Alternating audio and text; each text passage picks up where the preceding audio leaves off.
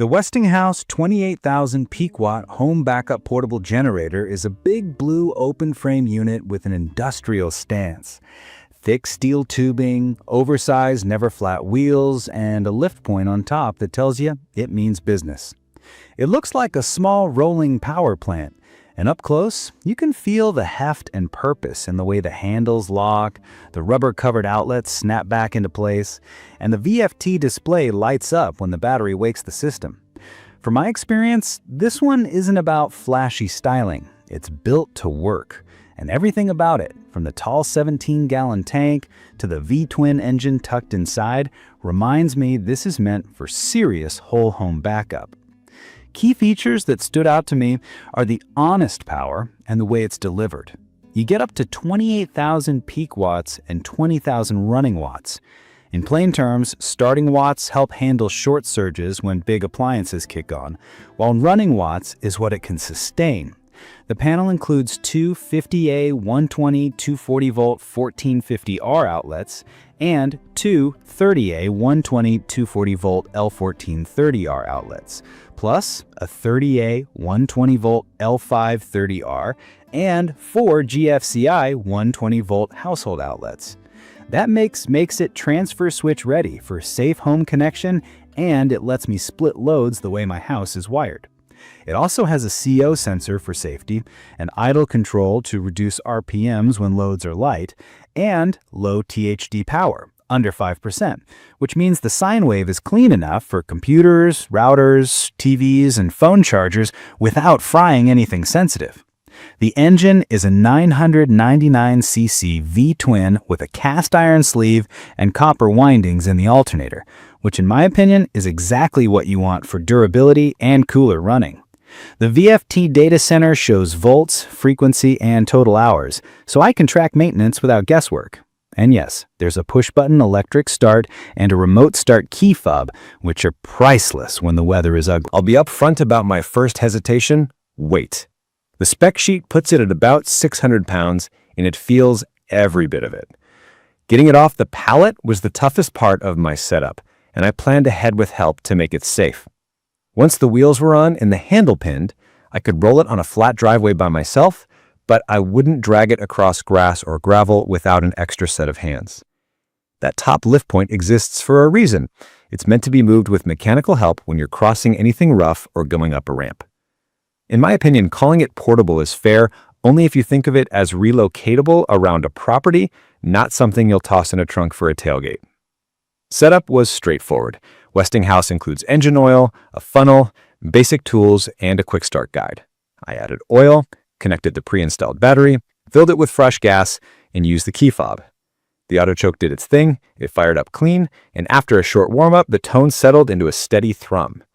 It's a conventional, open-frame generator with a big engine, so the sound is what you expect. Not whisper quiet, but controlled and even. I set it on a level outdoor pad with good airflow, kept it away from doors and windows, and let the CO sensor do its job as a backup. For anyone new to this, CO sensors detect carbon monoxide and can shut the engine down if levels are unsafe, but safe placement outdoors is still on you. The big test was tying it into the house. I had a licensed electrician install a 58 inlet and an interlock on the main panel. A transfer switch or interlock physically prevents backfeeding power into utility lines, which is critical for safety and code compliance. With that in place, I plugged into a 50A cable, synced the loads, and brought the house online. For my experience, it ran my central air, fridge, chest freezer, well pump, lighting, and my office gear with headroom. When the AC compressor kicked on, I saw a quick sag on the display and it recovered immediately, which is exactly what I wanted to see. The THD spec gave me the confidence to leave my network gear and desktop powered without dragging out a separate UPS. Fuel use will always be the trade-off at this power level. The tank is 17 gallons, and the stated run times are up to 17 hours at 25% load and around 11 hours at 50% load. Real usage depends on what you ask of it and how often large motors cycle. I ran it for a long afternoon with mixed loads and used a noticeable chunk of the tank, which tracked with the numbers. In my opinion, that's perfectly reasonable for a 999cc engine generating whole home output. I treat every tank with stabilizer, rotate fuel, and store gas safely away from living spaces. If you're planning for multi-day outages, build a fuel plan just like you'd prep water and food. A couple usability notes are worth sharing.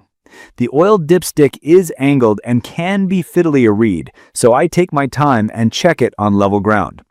The fuel valve felt stiff out of the box, but it loosened up slightly after a few uses. The battery charging port on the panel is handy for topping off between uses, though I still run it under load monthly for 20 to 30 minutes. That exercise keeps the battery alive, circulates oil, and makes sure everything is ready when the lights go out.